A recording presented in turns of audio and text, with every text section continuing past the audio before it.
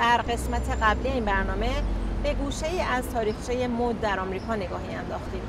با خانم کلئوپاترا برومند، یک طراح پیشین لباس در نیویورک صحبت کردیم که از تجاربش از سالهای 60 تا 80 میلادی در نیویورک برامون صحبت کرد. همچنین نگاهی به ایده بازیافت لباس و اجناس کهنه انداختیم.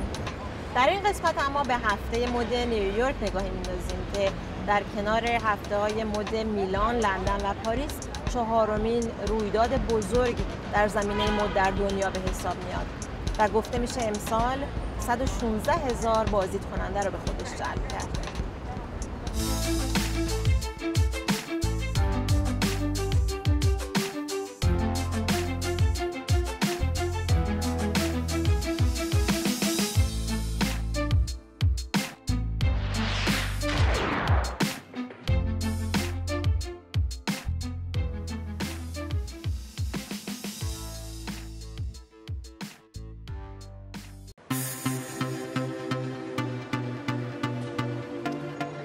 در آخرین روزهای هفته مد نیویورک، حال و هوای شهر همانند روزهای اول پرشور جلوه می‌کرد. امسال بیش از 300 طراح لباس از 12 کشور جهان از جمله فرانسه، ایتالیا، اسپانیا، استرالیا، هند و برزیل مجموعه طرح‌های فصل بهار و تابستان سال 2015 خود را به نمایش گذاشتند. و نمایش‌های متعددی که در سراسر شهر به اجرا گذاشته شد شامل مارک‌های معروف به نمایندگی از شرکت مرسدس بنز و یا مجموعه تولیدات مستقل می‌شد. اما یکی از جذابیت‌های این مراسم تماشای مردم عادی بود که برای چند روز در سال می‌توانستند در نقش مانکن‌های حرفه‌ای در مقابل لنز دوربین‌های عکاسان مد بدرخشند. عکاس‌ها، گزارشگران، سردبیران مجلات مد و وبلاگ نویسان نیز در این نمایش‌های مد زنده و خودجوش شرکت کردند تا از میان مردم جالب‌ترین سوژه‌ها را شکار کنند. What I like about being outside during Fashion Week is من ترجیح میدم بیرون ساختمون مرکز لینکن بیستم تا داخلش، چون اتفاقایی که این بیرون میفته به مراتب جالب تره. داخل هم خوبه، ولی این خیابونه که در واقع قلب تپنده هفته مد نیویورکه. همه آدمایی که به اینجا اومدن لزوما در صنعت مد فعالیت نمیکنن، اما اینها همگی یه وجه اشتراک دارن و اون اینه که میخوان با لباساشون با ما حرف بزنن. اونها همگی برای اظهار نظر به اینجا اومدن. من در یک مجله مد کارآموزی میکنم و این اولین باره که در هفته مد نیویورک شرکت میکنم. خیلی فضای هیجان انگیزیه و من در چند روز گذشته موفق شدم چند تا شخصیت معروف رو هم از نزدیک ببینم، اما جالب ترین نکتهش تماشای همین آدماست. سندی بیر، یک عکاس مد لباس که بیش از 20 سال است برای مجلات معروف مد عکاسی می‌کند، از انگیزه حضورش در محوطه لینکن سنتر گفت.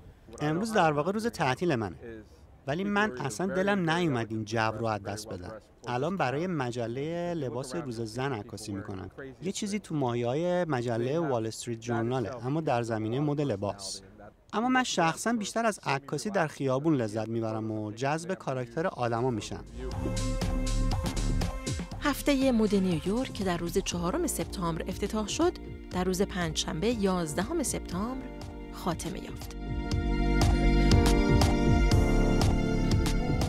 هفته مد نیویورک برای اولین بار در سال 1943 میلادی با هدف دور کردن توجه عموم از صنعت مد فرانسه در دوران جنگ جهانی دوم و جلب اون به آثار طراحای لباس آمریکایی برگزار شد. چرا که در اون زمان دستاندرکاران صنعت مد قادر به سفر به پاریس برای تماشای نمایش‌های مد فرانسه نبودند. النور لامبرت، یک تبلیغاتچی مد آمریکایی، برنامه‌ای رو تحت عنوان پرس ویک یا هفته مطبوعات ترتیب داد که طی اون طراحای لباس آمریکایی امکان این رو پیدا کردن تا مجموعه‌های خودشون رو برای گزارشگرای مد به نمایش بذارن.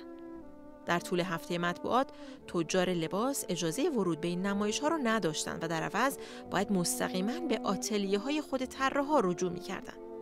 این مراسم به قدری موفقیت‌آمیز بود که مجلات معروف مد مثل ووگ که تا اون زمان فقط به لباس‌های طراحای فرانسوی توجه داشتند، نگاه خودشون رو به آثار طراحای آمریکایی معطوف کردند. با شروع هفته مد نیویورک، موجی از مانکن‌ها، طراحای لباس و سردبیرهای مجلات مد به این شهر سرازیر میشه. با این حال خرید بلیت شوهای لباس کار آسونی نیست، چون که فضاهای نمایش انقدر محدود و تنگ هستند که فقط افراد مشهور و دست‌اندرکارای مد و اعضای خانواده هاشون میتونن به این بلیت‌ها دسترسی داشته باشن. حتی اگه شما بلیت مخصوص برای تماشای کت‌واک‌ها رو نداشته باشین و یا اصولا خیلی هم درگیر مد لباس نباشین، اما بازم میتونین از تماشای هیجان مردم در مقابل لنز دوربینای خیابونی لذت ببرین. بر اساس گزارش شرکت توسعه مالی نیویورک، هفته مد نیویورک سالانه نزدیک به 532 میلیون دلار درآمد فقط توسط بازدید کننده هاش داره که تأثیر این رقم بر اقتصاد کل شهر در طول یک سال به 856 میلیون دلار میرسه. یکی از نکات جالب هفته مد نیویورک که خیلی‌ها نمیدونن اینه که طی 65 سال گذشته تنها یک نفر مسئول تقویم رسمی این هفته بوده. خانم روت فینلی از سال 1945 تا به امروز تنها فردی بوده که مسئولیت جمع‌آوری وقایع هفته مد و درج اونها در دفترچه راهنمای مخصوص این مراسم رو به عهده داشته که شامل شوهای اصطلاحاً رانوی، ضیافت‌های قبل و بعد از شوها و نمایش زنده این اجراها از طریق برنامه لایو استریم میشه.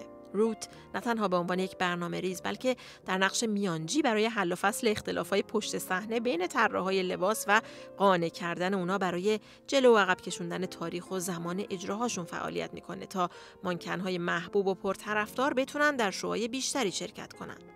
هزینه اشتراک در تقویم مد خانم فینلی $450 در ساله. از نکات جالب دیگه این که همه مانکن‌های هفته مد جوون نیستن. قدیمی ترین مانکنی که در هفته مد پاییز سال گذشته روی فرش قرمز راه رفت یک خانم 82 ساله بود. و اما گفته میشه که شما میتونین از نحوه راه رفتن و سبک قدم زدن مانکن‌ها روی فرش قرمز تشخیص بدین که شو در چه شهری برگزار میشه. در نیویورک معمولاً مانکن‌ها با قدم‌های سریع و بریده راه میرن، در حالی که در پاریس آهسته و یه نواخت قدم میزنن. طول باندهای نمایش لباس معمولاً بر اساس تعداد مهمونای ارشد یا اصطلاحاً VIP طراحی میشه و باندهایی که شکل حرف انگلیسی یو رو دارن به منظور ایجاد فضای بیشتر برای مهمونای برجسته در ردیف اول طراحی میشن. اما شاید جالبترین نکته این باشه که طراحای مد لباس همه مخارج شوهاشون رو که معمولاً کم خرجم نیستن خودشون به عهده میگیرن. مثلا در مرکز لینکلن منهتن هزینه اجاره محل برگزاری شو بین $15,000 تا $50,000 که تازه این رقم شامل مخارج استخدام کارمندای پشت صحنه، آرایشگرا و دیگر مخارج نمیشه.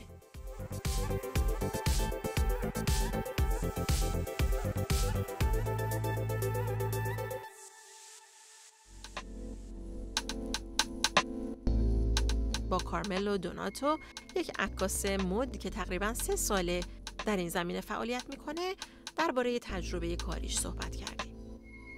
So basically I used to skateboard and snowboard and I really got interested in وقتی سنم کمتر بود عاشق اسکیتبورد و اسنوبورد بودم و عاشق عکسایی بودم که از اسکیت بازا گرفته میشد. حسای نشریه‌ای با این عکس‌ها منتشر میشد که من عاشق اون عکس‌ها بودم و اون انگیزه ورود من به این حرفه شد. اما وقتی به نیویورک اومدم یه نفر به کار من علاقمند شد. یه مدیر برنامه پیدا شد که از کارهای من خوشش اومد و بهم گفت اگه توی کار مد ادامه بدی من باهات کار میکنم و از اونجا بود که من دیگه به طور جدی وارد این حرفه شدم.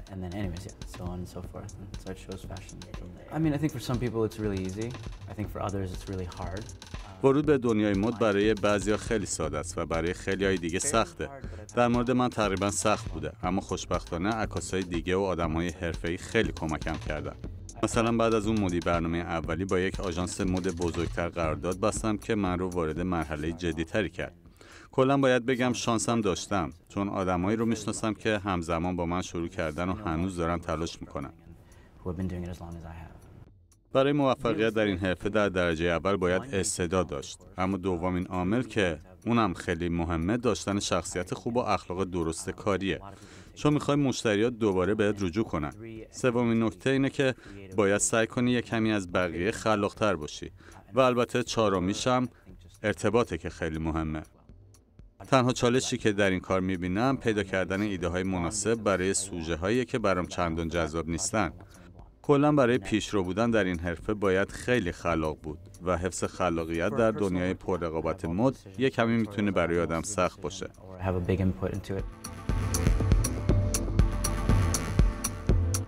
و اما با آواق و سیر یک طراح لباس جوان در نیویورک دیدار کردیم که تحصیلاتش رو در دانشگاه پارسونز و انستیتوی تکنولوژی مد انجام داده. من از ایران مستقیم اومدم نیویورک و اولش مطمئن نبودم که میخوام تو این رشته تحصیل بکنم، ولی دانشگاه پارسونز رفتم.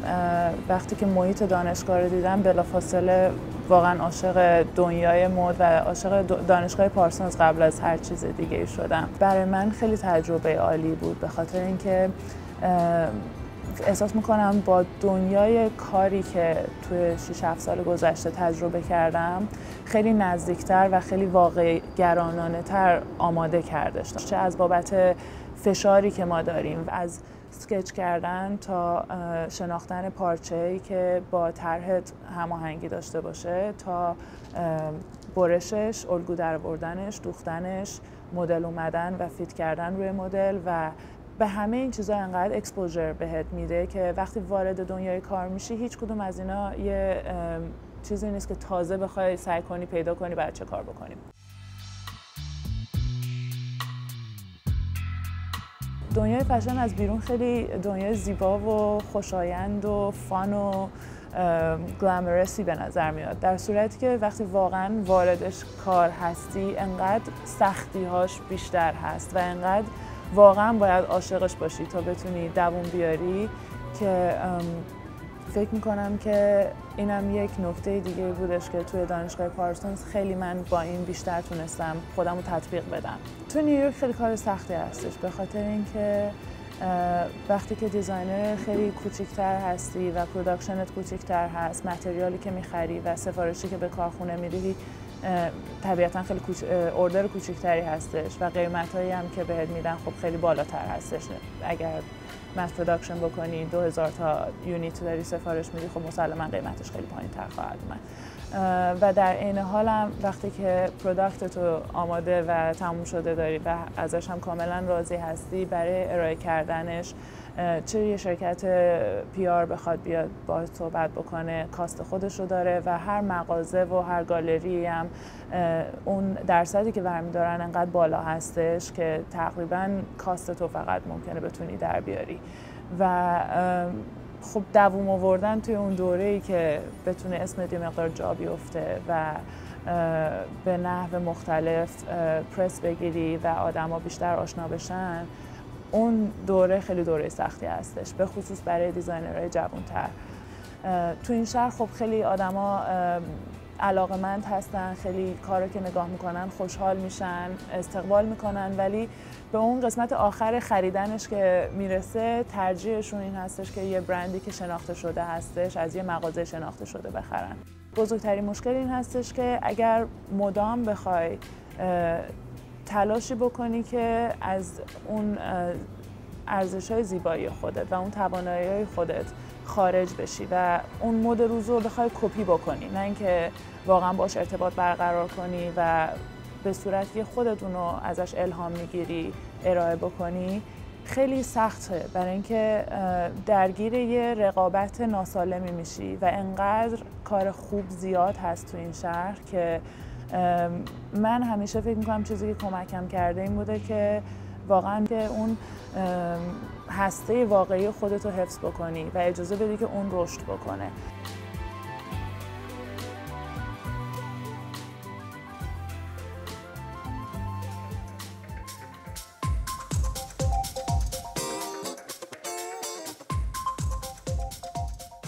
دنیای مد نیویورک دنیای رنگ و پرزرق و برقیه که حتی اگه علاقه زیادی به مد نداشته باشین میتونه براتون فوق‌العاده جذاب و دیدنی باشه.